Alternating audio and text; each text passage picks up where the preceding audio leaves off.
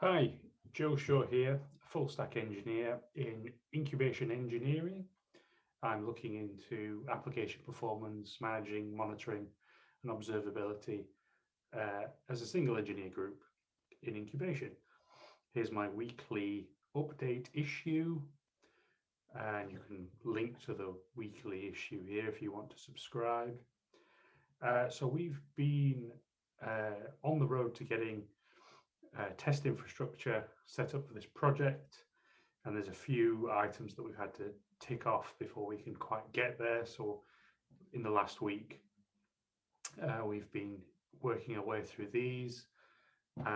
So initially, the refined Datadog metrics gateway, the initial cut of the code was quite rough around the edges and not really worthy to go anywhere.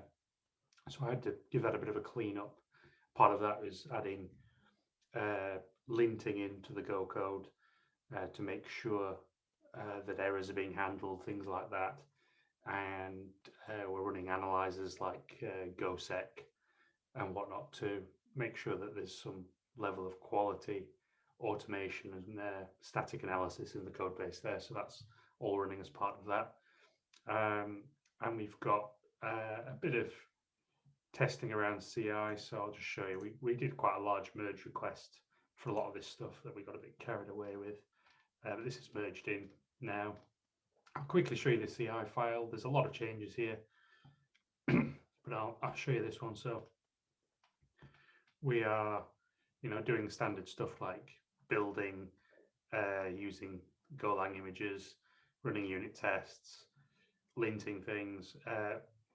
This is of potential interest to people, is how we're running the integration tests. So we have both tests that test the migrations that we'd worked on previously to make sure that those migrations can go up from scratch, be rolled all the way back down and go back up again. This is good practice with migrations to make sure that they are reversible. So if we need to roll back changes in a real environment, we can kind of rely on this test to do that.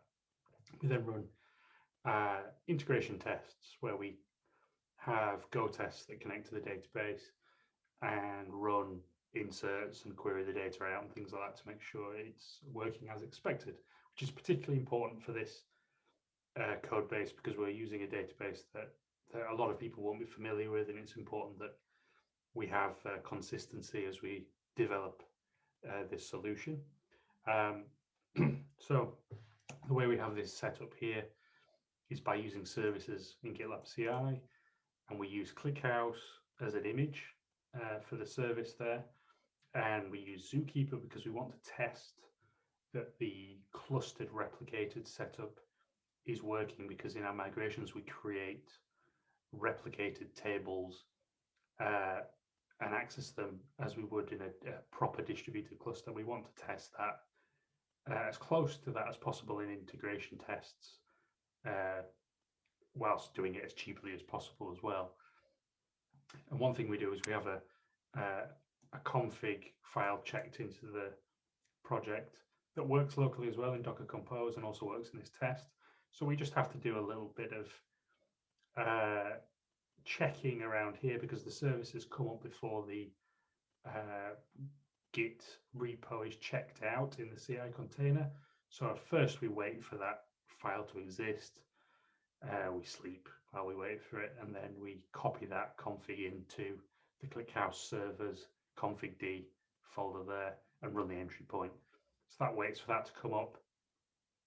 And we also, it took me a little while to work out, was adding this feature flag into the GitLab CI job here as a variable, and you can find these feature flags documented. This isn't sort of a hidden feature, but it did take me a little while to work it out. And this tells the shared GitLab runner to use a network per build for Docker, so that rather than it using the old linking mechanism where you'd get DNS entries for these services only in your runner, your job image, which would be the main image, the Go image here, it sets up a whole network as if like you were using something like Docker Compose. So these containers can talk to each other. So in this config that we've got, ClickHouse is talking to that Zookeeper instance, and we don't have to mess around with IP addresses and things. So that actually works really nicely, and that's a really solid integration test. And I can show you that in, you can see the pipelines that we've got in CI here, builds, tests where we're doing linting, Golang lint there, for example, and integration test there. So starting the services at the top here, ClickHouse server Zookeeper, and it's going to wait for that to start up. And then it runs our code, and it runs the migration tests where we migrate up, down, up again. And if that works, then we move on to the integration tests in the database where we're doing some basic integration tests there. So that's great. And the other thing we worked on, got done in the last week, was to get the CI images built and pushing to our own registry here. We use a tool called Scaffold for local dev in this project, which allows us to really iterate really quickly with getting images built and deployed into Minikube. We can use the same tool to build and push to the GitLab registry. So that's really straightforward. And you can see here in the container registry, we're getting images pushed through, and we're using an approach where we use the commit char that we're on as the image tag. And the plan from then on is to use those images and embed them in the Helm charts, so that whichever Helm chart we release, it will have the exact image with a commit char in, and then you can use that commit char to reference the exact git commit that image is released with, which is a really good practice. It makes it nice and traceable, which is good. So a few useful links came up, some discussions about other metrics databases like Victoria Metrics. There I've got a link to. In particular, though, I will show you this. Someone suggested to me this C-Loki implementation. So it's in Grafana, you've got Loki, which is a backend, both a backend and a sort of query language, which will store logs in S3. And this is a clean room implementation with ClickHouse as the backend, implementing the LogQL